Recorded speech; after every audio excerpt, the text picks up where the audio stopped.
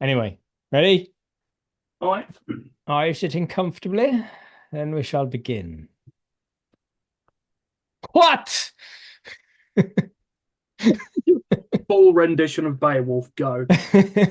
Hello and welcome to Wyrd Wessex. My name is Craig. And I'm Andy. What are we talking about today, Craig? Today we are talking about the Loch Ness Monster. Are we finally covering Aleister Crowley, the man who's been described as the wickedest man ever to have lived? He was up in Loch Ness. He was a bit of a monster. They're saying a lot, isn't it, considering he lived at the same time as Hitler, the wickedest man to have ever lived. Yeah, but I guess you got a narrow definition of wicked, maybe you might describe him that way. But anyway, no, I'm referring to the creature known fondly around the world as Nessie. Although I think maybe we should do Crowley at some point. So when you say do Crowley, you might want to be careful with that. He was like well into sex magic, you know. Yeah, as you know, I was recently in Scotland. I think I probably mentioned it on the last Yes, you episode. did. And actually the campsite we stayed at Loch Ness was right next to Aleister Crowley's former residence, Boleskine House it's called. Okay. Um, and I got quite excited about going up there and seeing the house, and then it turns out that from the road you can barely see the house. It's just kind of off to the side. So I was kind of glancing over from the cemetery that's across the road. Obviously, there's a cemetery opposite Aleister Crowley's house. Naturally. Um, yeah, and it turns out that because they're doing the place up, you can go inside, but only if you pre-book a tour and it had sold out.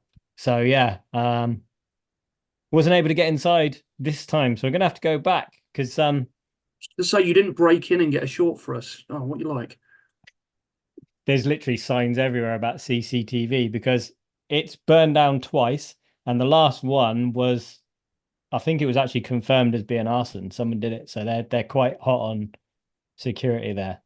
And actually, interestingly, so they've had two fires at the house, but the house originally was born on the site, built I mean, that's rather. weird in itself. The house was born on the site of a former church. Um, and the legend with that church was that it caught fire during a congregation and it killed everyone inside. Of course, Alistair Crowley had to buy, God, Alistair Crowley, what a fucking edgelord. Yeah, man. I mean, so I know I said we weren't going to do Crowley, but being as I'm talking about the house anyway. So he actually bought the house believing the location would be ideal to perform a series of rituals from a grimoire called the Book of Abramelin. And the idea was to invoke his guardian angel. Oh, Now, this is connected to Loch Ness, or the monster, I should say, other okay. than Crowley. So the ritual requires at least 6 months of preparation, celibacy, and abstinence, two things that Crowley would have struggled with, I think. Um, However, it also includes the summoning of the 12 kings and dukes of hell to bind them and remove their negative influence from the magician's life. Unfortunately, while Crowley was in the process of performing the lengthy ritual, he was called to Paris by the leader of the Golden Dawn. And according to legend, he never banished the demons he had summoned. And this is thought to have led to further strange goings on in the house, and possibly even made or summoned the monster in the loch. Ooh, that's So, very Lovecraftian, isn't it? yes.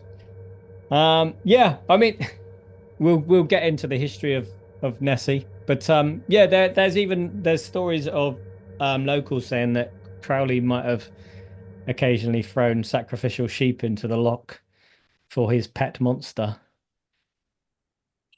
I shouldn't laugh, but I kind of find there's something Oh, funny in that image. yeah. Um, while some might think that Nessie is a recent phenomenon, the earliest recorded sighting of the Loch Ness Monster actually dates back to around the 6th century. Um, and that is found in the biography of St. Columba, who was a 6th century Irish missionary, and it was written down by Adomnan, who was a 7th century abbot. According to the account, St. Columba was travelling near Loch Ness when he heard about a water beast that had recently attacked and killed a man. The local Picts were burying the victim on the banks of the River Ness. Columba laid his staff across the dead man's chest, and miraculously the man stood up. Needing to cross the river, and despite the apparent danger, Columba sent one of his companions to swim across the loch to retrieve a boat.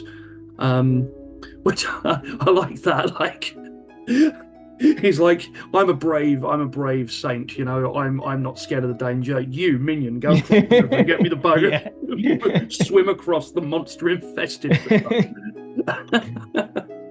So as the monk approached the opposite shore, the monster appeared, threatening to attack him. St. Columba raised his hand and made the sign of the cross, commanding the creature to go away, saying, Go no further. Do not touch this man. Go back at once.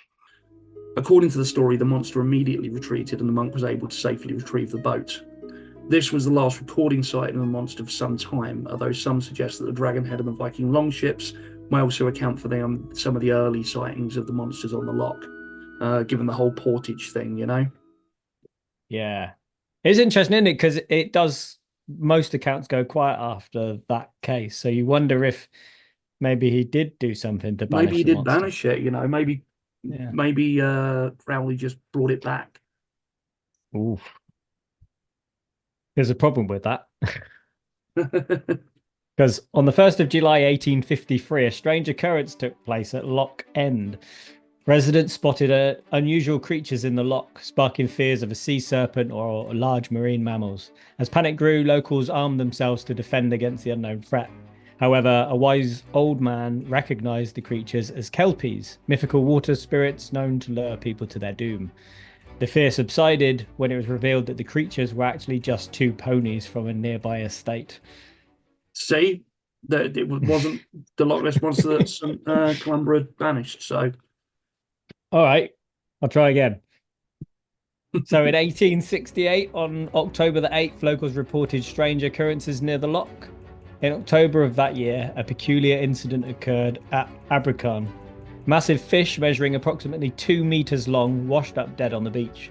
While some believed it to be an unusual creature that had been seen in the loch for years, it was evidently identified as a skinned dolphin, likely discarded by a mischievous fishing boat crew to fool the primitive inhabitants of Abercarn. This incident marked the earliest recorded sighting of something more than the legendary waterhorse.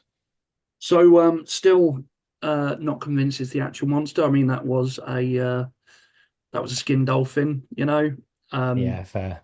I mean, you know, and that should have been a big flag, obviously, because once they realised that, given you don't get dolphins in the loch, so I think they have occasionally. I have heard. So one of the theories of the Loch Ness monster was it was a sea monster that was coming in through like underground like channels and going into the loch and then leaving again, which is why Yeah. they've never found it in there when they've dredged through it. Um, Side note: have you ever watched the greatest Christmas film of all time? Um, This is Father hang on, Christmas. that's fighting words. Father, Which one? Father Christmas. It was the same guys that did the Snowman. The animated. Yeah, I don't know if I have actually. yeah, it was 91. I just Googled that. I didn't know off the top of my head. And he's basically Santa's year, like until Christmas, and it's him going on Yeah. holiday and trying to relax and things like that. And he goes to Loch Ness and Yeah. he ends up, I think he goes into the loch and then he sees a shark fin or something like that and thinks it's the monster, but it's a seal with a shark fin strapped to it or something like that. I might be misremembering it, but I always remember thinking, "Huh, hang on, I don't think they get seals there." But yeah, it's a good Don't film. know don't know if I'm misremembering now, but I'm pretty sure that Father Christmas came up on the last episode. So we've got two summer episodes talking about Father Christmas. You know, sod Halloween. We're gearing up for Christmas again. I shouldn't say sod Halloween on a podcast like ours. We love Halloween, I'll cut that. as you'll see. In 1916, James Cameron, His the name was James Cameron, explorer of the sea. and you mean maybe Explorer of the Loch, you know, but I don't think it was Ah, that James Cameron, though I wouldn't put it past him either. He was a head keeper at the Belmacan estate. oh, that He one. was that one. He was fishing when his tranquil day turned into a harrowing experience. A monstrous creature, its form obscured by the murky depths, surfaced near his boat. It was an experience that left him deeply disturbed. According to the account, Cameron returned to the Drumnad Rocket Hotel with a face pale and a shaken demeanour. In 1933, Miss Mackay, who was a manageress of the Drummond Rocket Hotel, later become the location of the Loch Ness Museum. Did you go there when Yeah, you were up there? they Yeah. do a really nice. Emma didn't go because we had the dog with us, but me and Ocean went in. And you go room to room, and they go through the whole history of everything about the Loch Ness monster, the hunt for it. But it's like little movies in different rooms as you go through. So you sit down and watch a little film. And Uh, I think it was narrated by his name's gone from my head James now. Cameron. No, the Scottish guy. David Tennant. Yep, there you Oh, go. wow. There you go. It was going to be that or Billy Connolly. So, It's no, it sounded like David Tennant, I think. I don't know if it was, but So, it was well done, and they have different things in there. Well, we'll go into the hoaxes and stuff in a bit, but yeah, good museum. yeah. Well, as I said, this place would later become that museum, as you well know. Um, also claimed to have, so she also claimed to have seen the Loch Ness monster, which she describes as looking like a whale. Her sighting is considered a pivotal moment in the history of the Loch Ness monster phenomenon. Mrs. Mackay's account helped generate widespread interest and media attention, solidifying the creature as a popular topic of discussion and speculation. Just kind of thinking if it looked like a whale, it sounded like a whale, And it went like a then whale. it was probably a whale. That was my whale impression. I'm not doing it again. Yeah, so well, these early sightings tend to be fish. On the 4th of August of the same year, saw what would become the first of a more familiar Nessie description. So on a sweltering afternoon, Mr. Spicer was driving along the southern shore of Loch Ness. As he navigated the winding road, something extraordinary caught his eye. A creature described as a most extraordinary form of animal, unlike anything he'd seen before, crossed the road before him. It was the closest thing to a dragon or prehistoric animal he had ever witnessed. The creature was a blur, but Spicer managed to catch a glimpse of its long neck and ponderous body. The sighting was fleeting, but it left a lasting impression. Recently, Spicer had seen the film King Kong, and he couldn't help but compare the creature he had seen to the screen animation of a diplodocus. Ah. Well, So, the first photograph claimed to depict the Loch Ness monster was taken on November the 12th, 1933, by a Hugh Gray. The image, though blurry, sparked an immediate interest and speculation. While some believe that it captured the elusive creature, others suggested it was a hoax or a misidentification. Closer examinations revealed that the photo might have been depicting a dog, likely Hugh Gray's Labrador, which he was walking at the time. The creature's head in the photo bears a striking resemblance to a canine's. Additionally, there were theories that this image could show an otter or a swan, both of which are quite common in the Loch Ness area. The original negative of the photograph has been lost, making it impossible to conduct a proper forensic analysis. However, in 1963, Maurice Burton obtained 2 lantern slides that were contact positives from the original negative.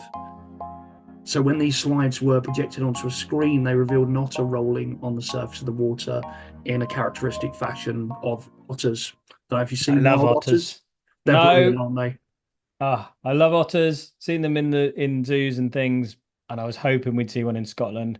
We even went to Sandegg, which is where the Ring of Bright Water was based, and I was like, gotta find an otter. Although, and this is maybe wishful thinking, I got some bits from the beach at Sandegg, including these shells, Oh, and these were in a pile, as if something had been taking mussels out of the water and had sat there eating them. And I like to think these came from an otter. I like that. I was on a stag weekend. It was a friend's stag weekend, and it was liked a quiet time of it. So we rented a boat on the Norfolk Broads, and there was this little lagoon bit very I far think away you've from. told this story. I might have done. Well, When Dawn was on, you talked about being on a boat. maybe I did. Oh no, that was it. 'Cause we were talking about yeah, Dawn, talking to Dawn about the Dawn. Yeah. But yeah, as I said, there were these otters just playing around the boat, and it was fantastic. So that's what you need to do if you want to see otters. Go rent a boat on the Broads. as part of a stag party. as part of a stag party. He's got to get the ritual right. Were And he's they got to were they celebrate. hired? Yeah, that's it. There, they put them out. We paid the extra package. Now, in December 1933, the Daily Mail commissions Marmaduke Wetherell with one of the most fantastically 1930s names going, who was a big game hunter, because of course he was. Pith helmet the lot, I reckon. Gotta be. And he was commissioned to hunt the Loch Ness Monster, I'm assuming with a blunderbuss. Along the shores of the loch, he finds these large footprints he believes to be belonging to a very powerful soft-footed animal that he reckoned was about 20 feet long. However, upon closer inspection, zoologists at the Natural History Museum determined that the tracks are identical and made with an umbrella stand or an ashtray as hippopotamus leg as a base. So, yeah, just imprinting them in the ground. I don't know if it is the original, but there's one of those in the museum that I went to. I'm assuming it's the original. Amazing. Yeah. Arthur Grant's encounter with the Loch Ness Monster remains one of the most intriguing tales associated with the legendary creature. In January of 1934, Grant was riding his motorcycle near Abercarn, a village at the northeastern edge of the loch, when he nearly collided with a large serpentine creature. According to Grant, the creature had a small head attached to a long neck. It appeared to notice him and quickly crossed the road, returning to the loch. Grant, a veterinary student with a keen eye for animal identification, described the creature as a hybrid of a seal and a plesiosaur. Ooh. Intrigued by his encounter, Grant dismounted from his motorcycle and followed the creature to the loch's edge. However, he was unable to find any trace of it, only ripples disturbing the water's surface. To provide further evidence of this encounter, Grant created a sketch of the creature. This sketch was later examined by zoologist Maurice Burton, who concluded that it was consistent with the appearance and behavior of an otter. Burton's analysis suggested that Grant may have misidentified a common animal in the excitement of the moment. The surgeon's photograph, taken in 1934, was once hailed as definitive proof of the Loch Ness Monster's existence. However, years later, it was revealed to be an elaborate hoax, a testament to the enduring power of human imagination and the lengths to which some will go to deceive others. And I feel like that can go for a lot of cryptozoology related things as well, but maybe the Loch Ness Monster is perhaps the most prevalent in that. The photograph purportedly capturing the creature's head and neck, it's a very famous one, I'm sure you've all seen it, was taken by Robert Kenneth Wilson, who was a London gynecologist. Initially, the image generated widespread excitement and belief, captivating the public's imagination, fueling speculation about the mysterious creature lurking in the depths of Loch Ness. However, doubts arose due to the photograph's blurriness and Wilson's refusal to be publicly associated with it. These factors, coupled with the lack of corroborating evidence, led some to question the authenticity of the image. In 1991, the truth came to light. Christian Sperling, who was the son-in-law of our friend, pith-helmeted friend Marmaduke Wetherell, admitted that the photograph was a fabrication. The creature depicted was actually a toy submarine that had been modified with a wooden neck. It was a clever deception designed to fool even the most discerning observers. The hoax was motivated by a desire for revenge against the Daily Mail. I love that. Which had previously ridiculed Wetherell for a hoax involving Nessie footprints. With that umbrella stand. Yes. Sperling, working with Wetherell's son, an insurance agent, carefully planned and executed the deception, ensuring that the photograph appeared to be genuine. The group created the toy submarine, tested it at a local pond to ensure its effectiveness, and then took the photograph near Loch Ness. They carefully timed their actions to avoid detection, sinking the model before a water bailiff could discover it. The photograph was then presented to Wilson, who was unaware of the hoax, and he passed it on to a local chemist for development.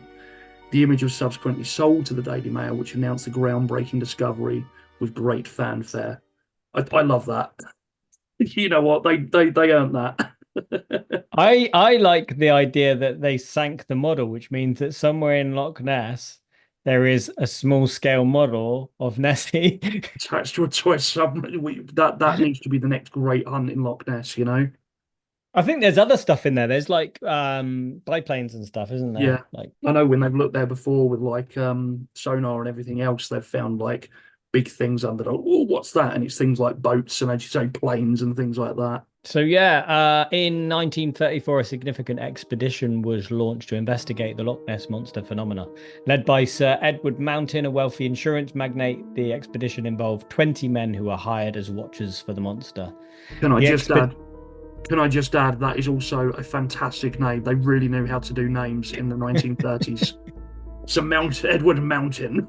The expedition lasted 5 weeks and involved extensive patrols of the loch. During this time, 21 photographs were taken, however, none were considered conclusive.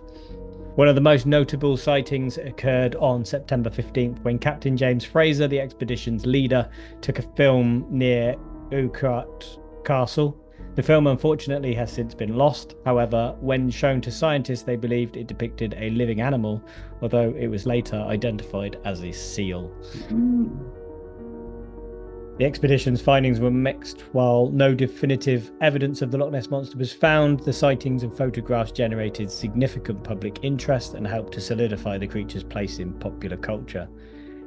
The expedition also highlighted the challenges of studying such a mysterious and elusive creature, as well as the importance of scientific rigor in investigating claims of extraordinary phenomena.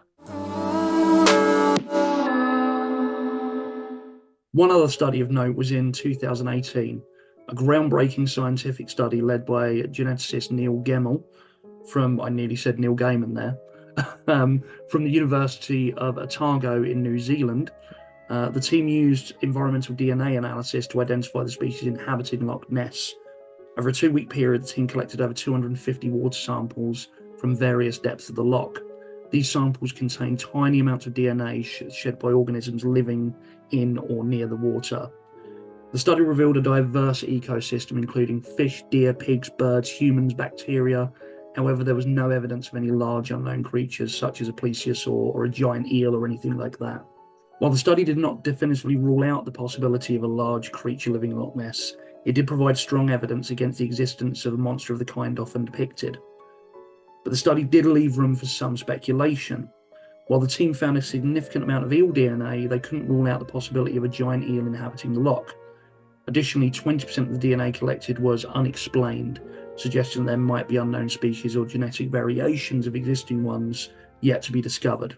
Regardless of whether you believe or not, it's a fascinating bit of lore that remains popular around the world. But if Nessie does exist, you may be wondering how it remains so elusive. Well, it's because the loch is fucking massive. Doesn't have enough volume to contain all the other lakes in England and Wales put together. Yeah, it's 23 miles long. The world's population could fit in the loch 15 times. And 260 million people could stand on its surface. That's ridiculous. I mean, don't get me wrong.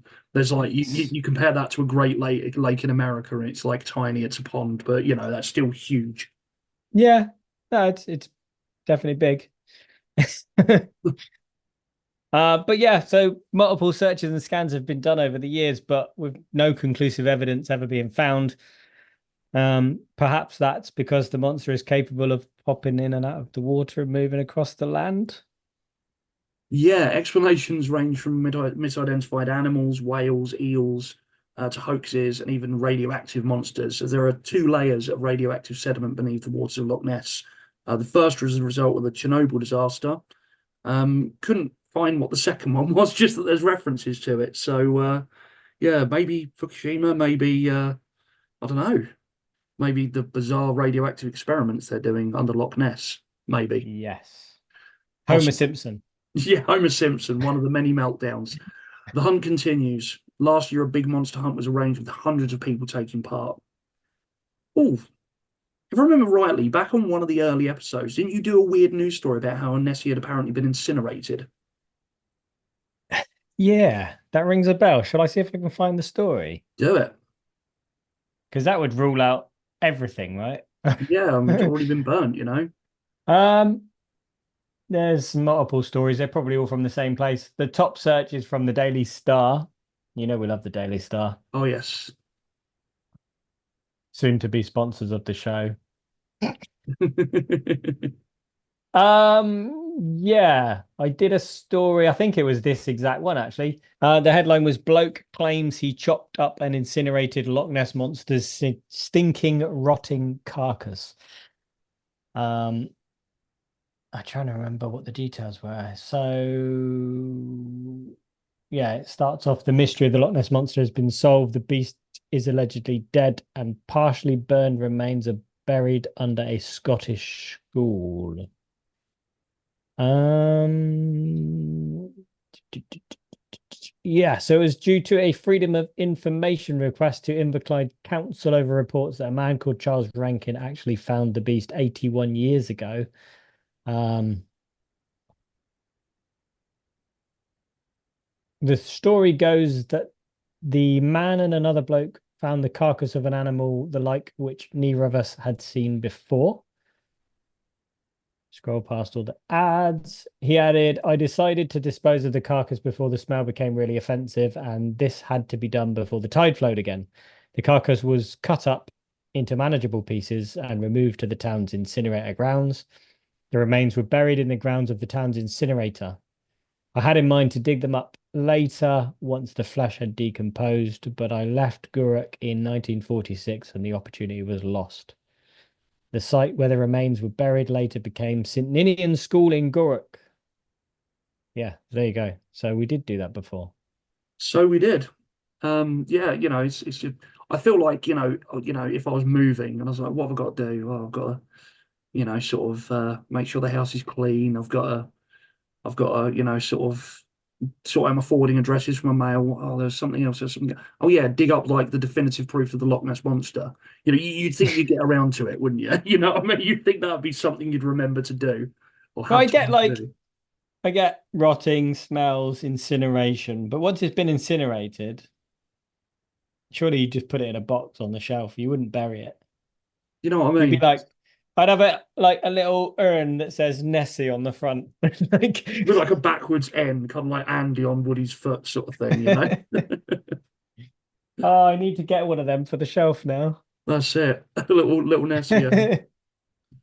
Yes. So yeah, depends if you believe that story or not for whether I guess or did Yeah. the original banishment work? Because a lot of what we've covered have been debunked in one way or the other. Well, that's it. I'm just saying it's all pretty much been debunked in between St. Columba and Aleister Crowley. Brought him Oh, back. I'm just going to shoehorn something in because I almost forgot. Don't know if you ever saw Oh, this. oh, I remember this.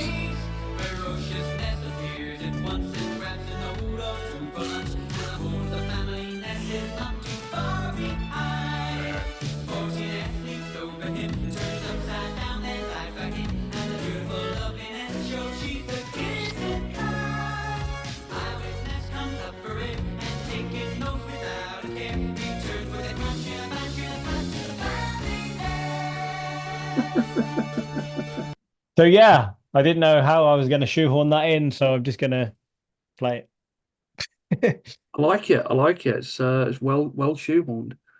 I don't remember details of the show, only the theme tune, but Maybe that needs a watch through, yeah. yeah, we'll do it for our Patreons.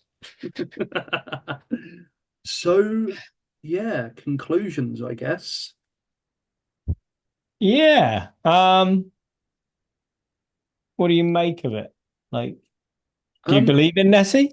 well, as I said, like in the first episode, I think, and the most recent one, actually, um, Nessie was that one I really thought was special when I was a kid. It was like I had this whole idea in my mind that I didn't want them to find out one way or another. I liked it being a mystery, and part of me still does.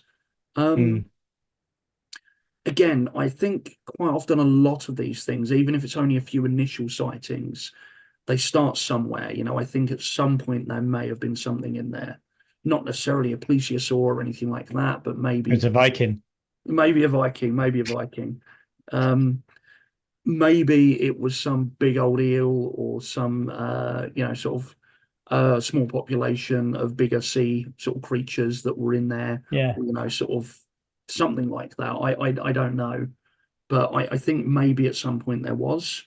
I don't know if I'm willing to say there is now. I think once it enters that sort of that folklore and that folk belief after a while, it just becomes in the psyche, and then people want to see it. They swear they see it. Where it might have been, what's that? Oh, it's got to be a log or something. If you see Yeah. that in Loch Ness and you're that minded that way, it's like, oh my God, I think I just saw Nessie.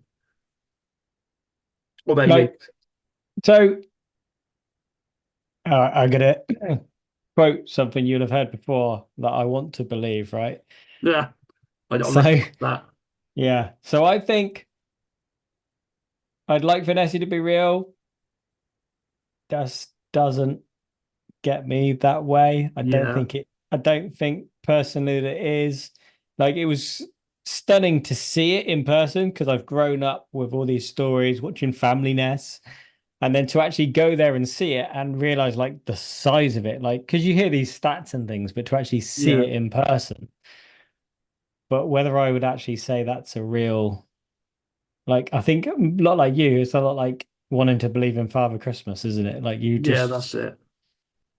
I'd want it to be real, but just not, Yeah, even if you don't believe in it, you hope they never definitely prove it's not there. which they kind of have. So it's, 20% DNA, man. yeah, it's a good one. That does remind me though, is that I don't think last episode we gave an opinion as to what we thought about Bigfoot. That's the thing, I mean, with Bigfoot, it's similar, but I'm slightly more inclined to believe there's something to that than Nessie. But So I was going to say, actually, I would go with, I'm quite in on the Bigfoot thing still. Like, I can still go with that, but not Nessie. yeah, I'm still sort of towards skepticism on Bigfoot, but I think it's more likely, and especially after our conversation last episode, I found myself a little bit more convinced. Um, Is it because you especially watched that documentary on Willow Creek? yeah, I was going to say, yeah, I think I watched it and then you watched it. What do you think of the film? Terrible. It's one of those so bad it's good though. I'm I sorry. enjoyed Yeah, sorry, Eric. No offense, but it was a it. terrible film. Well, I mean, after speaking to Eric, as I said, I did find myself a little bit more, especially with some of the accounts he was giving and things like that. Yeah. I get people see what they want to see sometimes, people get confused, all sorts of reasons people will see things that aren't necessarily what they seem to be. Or necessarily. Hey, um, but yeah, I think I'm more inclined towards believing in Bigfoot than I am the Loch Ness Monster, but I'm still not completely convinced of a Bigfoot, Sasquatch, whatever being out there. I really would love there to be, especially if it does turn out to be some other sort of hominid. Yeah. I think that'd be phenomenal. But if it is a hominid, we are inquisitive things. You know, we tend to go out and look for other people, other things. But we can't say that of every single branch of humans. So yeah, I'm again, jury's out there for me on Bigfoot, but more convinced of that than Loch Ness Monster, definitely. Mm. Sorry, Nessie. And sorry to Steve Feltham, who's been living on Ness for 33 years, I think. Come and Trying to. defend, come and defend it on here. Um, but yeah, I actually on my way to record, I was having a chat to my dad actually about the He's not allowed on subject. the show. Actually improves his behavior. And we were chatting about Nessie and Bigfoot and things like that, and that idea which we didn't cover, we did with Bigfoot, but possibly of Nessie as well, the whole interdimensional thing, or the idea of he was pitching it sort of one kind of dimension layered on top of the other, but slightly out of sync. So Yeah. like maybe in Loch Ness we are seeing a prehistoric creature because kind of that almost time slips with dimensions Because of all the nuclear waste. Exactly. And with Bigfoot, maybe it is another branch or an earlier branch of hominids or another reality where, sort of humans developed into that rather than us, I crossing mean, a little bit. I mean, yeah, he's becoming more and more convinced that's why we've got the Mandela effect, is because you kind of got these little cross realities. Whereas, because he swore that it was Bigfoot and the Hendersons, and I remember it's Harry and the Hendersons. I Um, remember Bigfoot and the Hendersons. there you go. And I swear that Yeah. I'm going to Google that now. Actually, It's Harry and the Hendersons. it is, isn't it? Yeah, yeah. But for a long time, I thought it was Bigfoot and the Hendersons. Yep, it is. Yeah. Unless there was like maybe the name changed depending on if you were like US, UK. They used to change names All around. right. Yep. I think it might have been called Bigfoot and the Hendersons in over in the UK. All right. No Which is where alternative we are, pronunciation funnily there. enough. There you go. And I think the book Yeah, might have been Bigfoot and the Hendersons over here, but then the show was Harry. I don't know. yeah. Yeah, that'll explain it then. No time slip there. No Mandela effect. Unfortunately, not. But we should do time slips at some point because that's a whole Indeed. wormhole of things to I've talk got about. there's one good story actually which happens in the UK, which I won't go into now, obviously, because that's its own episode, but that I was going to cover on that. And there's another couple of bits, I mean, potential answer for what happened in York, which we've covered before as well. So About time slips in York. yeah, the Roman Oh, Legion, right. Yeah, yeah, yeah. Yeah, the yeah. ghosts of the Roman Legion could have been a time slip. We're going massively off topic there, but We are. I'm more inclined to believe that that's what ghosts are. Me too, but we've discussed this before, and no doubt will again. Possibly. And if people don't know what we're talking about, they should go and listen to the entire back catalogue. There Bloody you go. right. Plug And for then the buy some show. merch. And then buy some I merch. mean, if anyone's still listening at this point, then well done. You've earned a cookie. So before we do weird news, we have a big announcement, don't we? We do. We do. Exciting stuff. We're having a baby. We already did. It's behind Weirdest you. baby. No, we're gonna go from we're not gonna do fortnightly episodes anymore. Well, for October, we're gonna go weekly, and we should have checked the calendar before we announced this because Yeah. turns out there's 5 weeks in October, so we've now got 5 episodes to write before October. But I think we can do it. We've got lots of ideas between us. Plus, you've announced it now, so we have to do it. Yeah. There should be at least one guest in those actually as well. We could probably say. I won't say who, but there's going to be a guest for one of them. And anyone that's listened to the beginning knows that we did say that for our 1 year anniversary, which is Halloween. Congratulations, Andy. Well, thank you, Craig. Anniversary. We're not there yet. If we can make it to that point, we will do a Ouija board. Dun dun dun. In fact, some people, if they're watching, might have noticed probably a month or two ago now, one appeared behind me, and that was in preparation for that episode. So yeah, we will do a Ouija board, and we've got some other spooky episodes to come as well. And maybe some spooky shorts. So I've already done some weird news, and you said you were going to do weird news in the episode about Loch Ness. Yes, I was going to say, actually, as you're going to have an extra weird news relating to Loch Ness, I'm going to have an extra weird news related to Loch Ness as well. It's not the weirdest news, but it was weird in the sense we were recording this, and this came up today. This Spooky. is on Metro. Something strange has actually been found in Loch Ness. Is it the proof we're waiting for, Craig? Is it? Is it? No. Oh. If there really is a giant lurking Loch Ness, the latest group of researchers to explore the fabled depths have a good chance of spotting it. They have already photographed what looks like micro monsters after sending state-of-the-art holographic camera into the water for the first time. Technically, the organisms are plankton, tiny marine drifters, and so won't be pulling anything down into the depths. I was expecting like a horde of mini Nessies. That'd be beautiful, like, wouldn't it? Little tiny Nessies. Like Tiny Jurassic Park. Yeah. But they are still incredibly interesting in telling us about the loch's ecosystem and biodiversity. This, I believe, is actually on the back of the study that we mentioned earlier on. Plus, you never know what else researchers might spot as they go through thousands of underwater photos in great detail. There is life there in the loch. We want to discover that, General Manager of the Loch Ness Centre, Najina Ishak, said. The centre joined forces with academics from the School of Engineering at the University of Aberdeen to deploy a tool dubbed the Wee Holocam in freshwater for the first time. It is the first time such detailed underwater images have been obtained in the famous loch and will help us get a better idea of what lives there. Unfortunately, they're not available just yet as work is still underway to classify all the organisms. Dr. Andrew Starkey, one of the engineers, said, "We're going to enlist the help of some biologists to help us so they can tell us exactly what they are. That's another reason why it's special. We have pictures of these animals in situ. We haven't killed them and taken these images. Those animals still live and exist in the loch. So we're going to have examples of these animals for the first time in situ from Loch Ness, which is hugely exciting."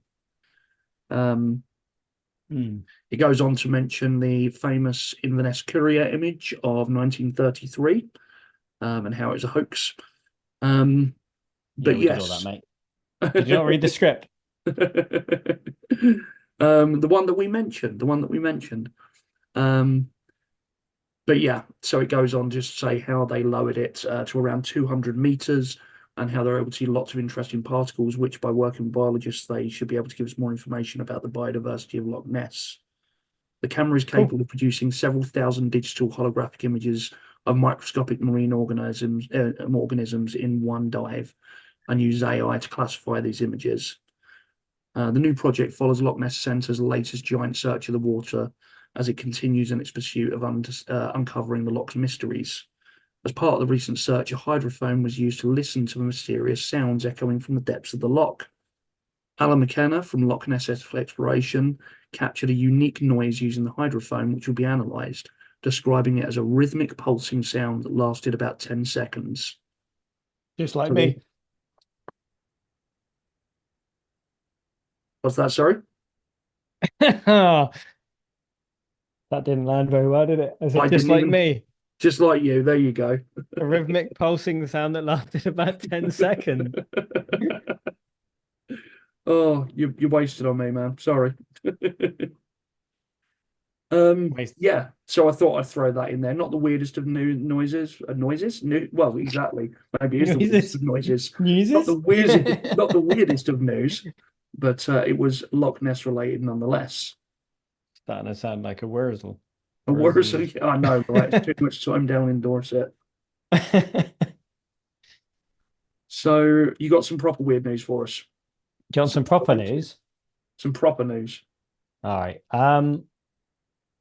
So I have got, let me close some tabs. Too many tabs. There we go. I've got weird news to end all weird news. Oh. No, it's not. It's just weird. This comes courtesy of the Daily Star. Good old. Big fans of the show, apparently. Uri Geller claims that there's a mass alien invasion coming as he issues a warning to NASA. Oh. Yes. So the legendary spoonbender reckons scientists mapping radio waves who discovered a giant energy source 4,000 light years away may have stumbled upon the chit-chat of superior beings from outer space. It says Yuri 75 reckons the aliens are heading our way. He announced on Instagram, a team mapping radio waves in the universe has discovered something unusual that releases a giant burst of energy 3 times an hour, and it's unlike anything astronomers have seen before. No doubt in my mind that this is connected to alien intelligence way, way superior than ours. The chances of anything coming from Mars. Scientists say they've never seen anything like the spooky new phenomena before. They believe it could be a neutron star or a white dwarf. Yeah, so it just says last month that Yuri said he was convinced aliens are preparing to make contact with the human race. He said they will probably land on the White House lawn or somewhere. All our science fiction films about alien encounters will come true. I don't think we're talking about thousands or even hundreds of years. If I had to guess, a rational and logical guess, because we all know Yuri is rational and logical. He reckons 60 to 75 years before it happens. So there you Ah, go. So sort of a bit of science in there because it was based on a science story, but mostly Yuri Geller has stopped bending spoons and he's predicting an alien invasion. I mean, let's remember the lack of success he had with predicting World Cup results as well. Yeah, but so did the meerkats. So that's This is true. This is true. So maybe Yuri Geller's a meerkat. I don't know. That's what I'm taking from this. he does have the Have there's you a ever seen posture him in the longer. same room as a meerkat at the same time? No. Well, then, But then I've never seen you in the same room as a meerkat. that's a good observation. Yeah, you might be right there. You might be right there. So I will give you my weird news story. I thought you did yours. I've got another one. I have another one. You're doubling up. Doubling up. You get an extra one. I get an extra one. I didn't do an extra one. I did an old one. Weird podcast host turns out to be a meerkat in a trench coat and a funny hat. No. So this one's from Sky News, from Devon. Would you buy a 6-acre Drake's Island near Plymouth with private beach and 15 ghosts? Yes. Yeah, me too. Depending on the price, of course.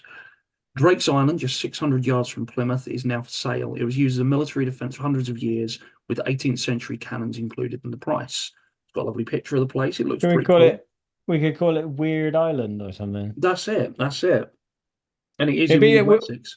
yeah, and we'll be like what was that actor that bought an island and they all went off and it was a bit like a cult? Oh, I don't know. Sounds like an episode though. From that band, 30 Seconds to Mars. Oh, really? Did he buy an island? I think so. They weren't very cultish anyway. Yeah. Oh yeah. Well, you're right. You Google that. I'm going to carry on with this. I don't remember his name, so I can't Google it. Jared Leto. There you go. Drake's Island, just 600 yards from Plymouth, was used as a military defense for hundreds of years. It takes less than 10 minutes to reach it by boat, and once on land, there is military history everywhere. It goes on to tell about the shell shafts and underground gunpowder stores. It has over 2,000 years of history. The first recorded building is from 1135. It was a nuclear deterrent of its day. That's probably why the Spanish Armada never came here. Mr. Phillips bought the island in 2019 for $6 million, has worked on securing a consent for a 43-bedroom hotel. The island is named after Francis Drake, who set sail from it to circumnavigate the globe in 1577. Here we go. So the proposal include for these outbuildings to be converted into bedrooms, and one of the things the owner has been thinking about is using this as a wedding venue where the guests would stay and potentially put a restaurant cafe at the end. Any new owner may not be alone, though, with reportedly 15 resident ghosts, all former military men. If you believe the mediums who come out here, they're all British squaddies, says Mr. Phillips. They're here to protect us. That's what they did when they were alive, and that's what they're still doing.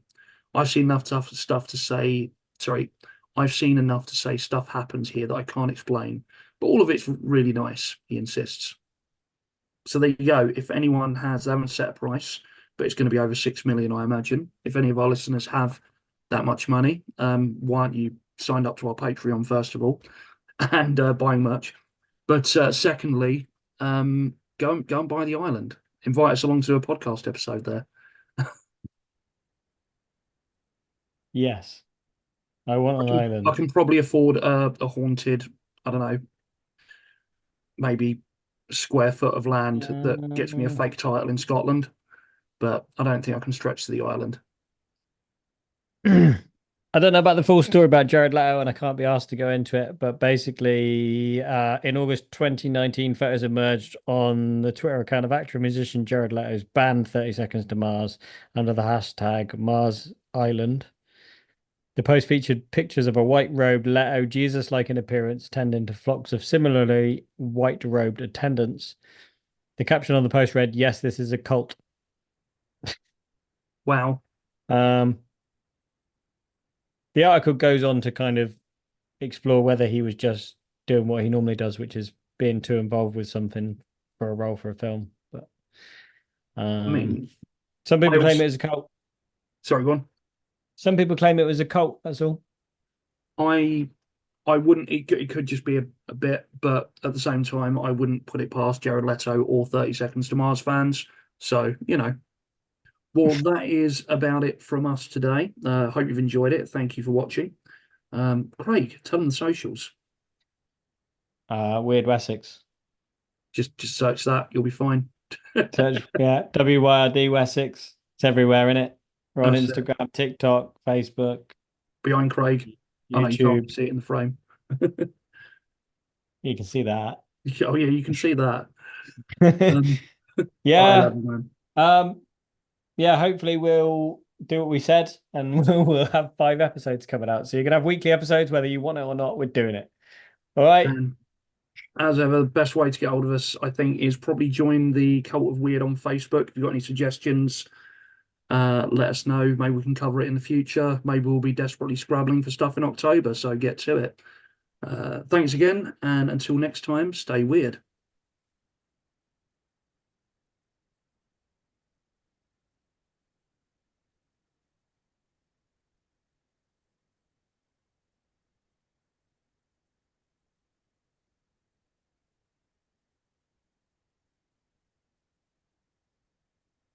And Nessie? Hey.